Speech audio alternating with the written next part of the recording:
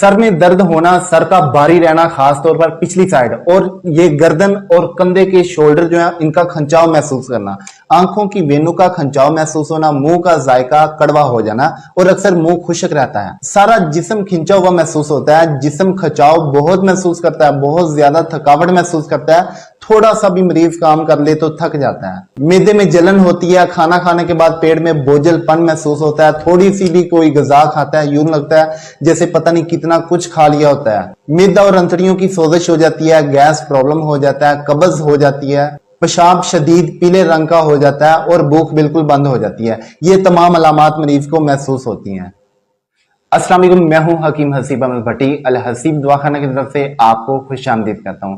नाज़रीन, आज हम बहुत ही इंपॉर्टेंट टॉपिक पे बात करने जा रहे हैं। हमारा टॉपिक ये है कि पाकिस्तान की आबादी का तकरीबन 60% जो पीपल हैं, लोग हैं, उनके हाथ पांव से सेक